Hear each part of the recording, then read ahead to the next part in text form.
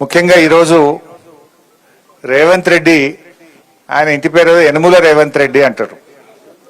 కానీ నాకు అనిపిస్తుంది ఆయన యనుమల రేవంత్ రెడ్డి కాదు, కోతల రేవంత్ రెడ్డి.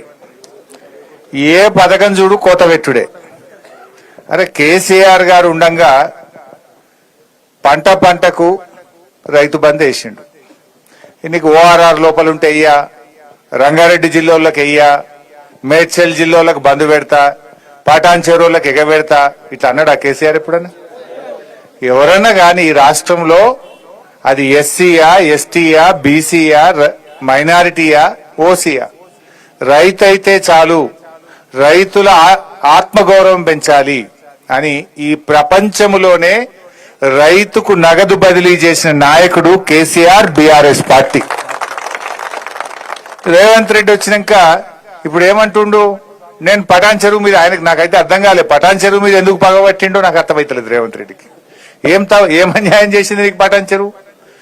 ఇవాళ పటాన్ చెరువు మీద పగబట్టినావు, రంగారెడ్డి జిల్లా మీద పగబట్టినావు, మేడ్చల్ జిల్లా మీద పగబట్టినావు. ఈ ఓఆర్ఆర్ లోపల ఇప్పుడు 2 లక్షల ఎకరాలకు రైతు బంధు ఎగబెడతా అంటుండ్రు. 2 లక్షల ఎకరాలకు రైతు బంధు కోత పెట్టిండు.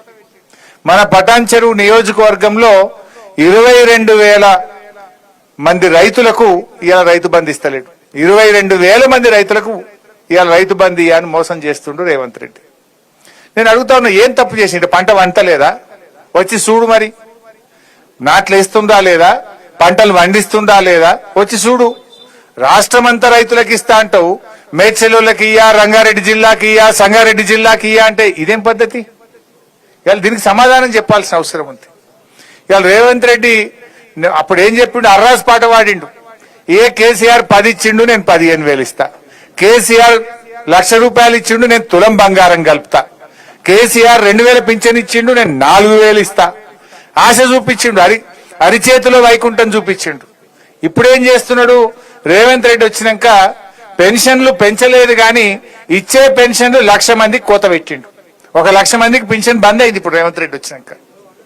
పెన్షన్లలో కోత, కరెంటులో కోత, కేసీఆర్ కిట్లో కోత, ఇవాళ న్యూట్రిషన్ కిట్ లో కోత, విద్యార్థుల ఫీజు రియంబర్స్మెంట్ లో కోత, రైతు బంధుల్లో కోత, ఏది చూసినా కోతలే పెడుతుంటు. అందుకే నువ్వు యనుమల రేవంత్ రెడ్డి కాదు, కోతల రేవంత్ రెడ్డివి అంట. వెనకటెక్కడో ఒకసారి మానకొండూరు పోయిన నేను.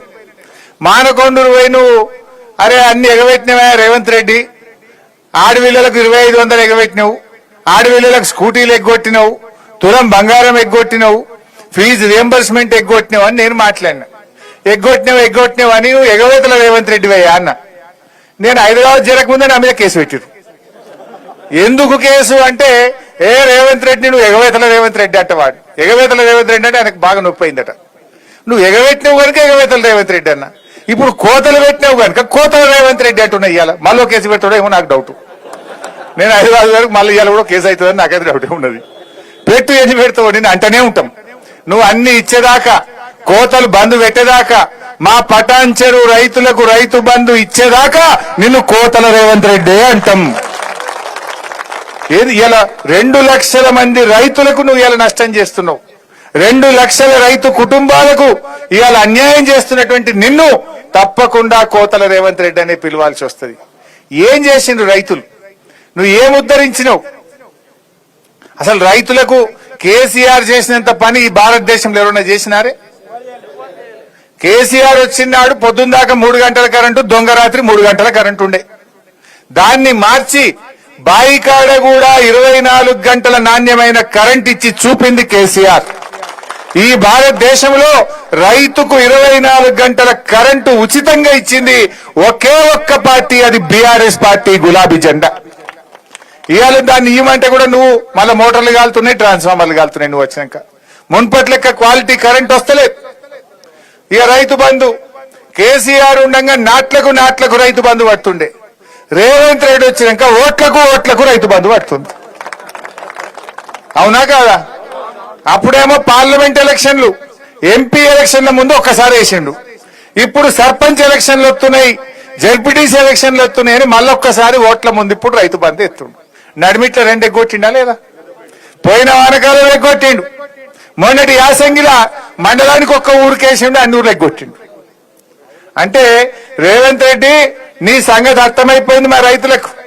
కేసీఆర్ కరోనా వచ్చినా, కరోనా కష్టకాలంలో ఆదాయం లేకపోయినా ఆనాడు కేసీఆర్ గారు ఎమ్మెల్యేల మంత్రుల జీతాలు బంద్ పెట్టిండు, రైతులకు మాత్రం రైతు బంధే చూపించిండు కేసీఆర్.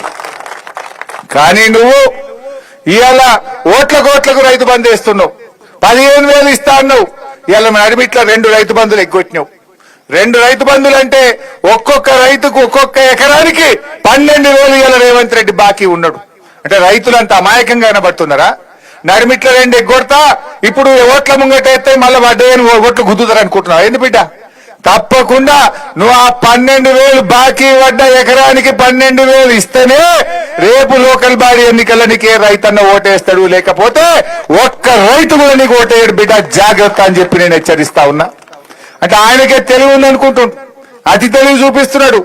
నడిమిట్ల 2 ఎగ్గొట్టిండు, ఇప్పుడు ఒక్కసారి ఎత్తగా నాకు మళ్ళా పట్టాయి ఓట్లు అనుకుంటుండు.